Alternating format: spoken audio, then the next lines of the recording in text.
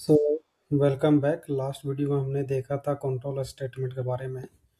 और control statement में हमें लास्ट हमने ये पढ़ा था ब्रांचिंग क्या होती है। मैं ब्रीफ इंट्रोडक्शन दे देता हूँ ब्रांचिंग के बारे में। ब्रांचिंग में हमने देखा था कि हमारे पास में कुछ ब्रांचिंग स्टेटमेंट है, जैसे रिटर्न, कंटिन्यू, ब्रेक। ठीक है ना। तो आज हम इस वीडियो में देखेंगे कि कैसे ब्रांचिंग स्टेटमेंट हमारे प्रोग्रामिंग में यूज होती है। ठीक है ना। उसके लिए मैंने कुछ शॉर्ट ऑफ प्रोग्राम ऑलरेडी बना कर रखे हुए हैं। सो हम उसको वन बाय वन जो तीन ब्रांचिंग है, ब्रेक, कंटिन्यू और रिटर्न, इसको कैसे यूज करते हैं। ठीक है ना।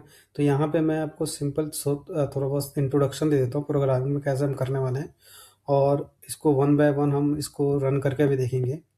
ठीक है। जैसे यहाँ पे एक मैंने प्रोग्राम बनाया हुआ ब्रेक डेमो का। ठीक है। सो इसमें क्या कर रहे हैं कि हम एक लूप चला रहे हैं। ठीक है ना। लूप में हमने देखा था कि लूप जो होती है वो सपोज हमारे पास में मल्टीपल डाटा है सीक्वेंस में, और उसको हमको प्रिंट करना है या आइट्रेट करना है। तो उसके लिए हमें क्या करना पड़ेगा, कोई एक मैकेनिज्म होना चाहिए जो वन बाय वन उसको आइट्रेट कर ले। जैसे हम एग्जांपल लेते हैं कि हमारे क्लास में 30 स्टूडेंट है। अब टीचर बोलता है कि काउंट करो कि how many student are present today.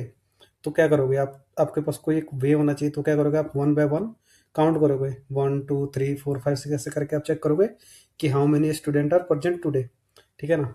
तो सेम वे हमें अगर किसी चीज़ को काउंट करना है, किसी चीज़ को रीड करना है, किसी चीज़ को आइट्रेट करना है, तो हमारे पास में भी एक मैकेनिज्म होना चाहिए। उसी मैकेनिज्म को हम प्रोग्रामिंग लैंग्वेज में मतलब आइट्रेशन कर देते हैं या लूपिंग कर देते हैं। ठीक है ना। तो जो हमने अभी प्रीवियस वीडियो में भी देखा, जैसे वाइल लूप यूज कर सकते हैं, फोर लूप यूज कर सकते हैं ना। इस तरह से कई यूज हम कर सकते हैं किसी भी मीन्स डाटा को आइट्रेट करने के लिए, मीन्स किसी भी डाटा को वन बाय वन प्रोसेस करने के लिए। ठीक है ना। सो इस प्रोग्राम में जैसे हमने एक फोर लूप चला लिया है।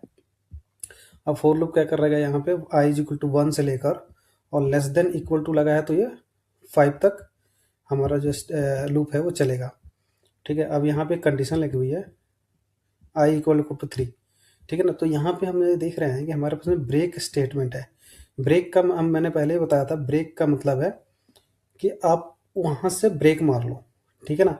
जहाँ भी ब्रेक लगा होगा वहाँ से लूप क्या होगा, टर्मिनेट हो जाएगी और वो उस लूप से बाहर आ जाएगी। ठीक है। उस लूप से बाहर आ जाएगी। तो अभी यहाँ पे सपोज यहाँ पे कंडीशन लगा दिया है, सपोज करो आई इज इक्वल टू 3। तो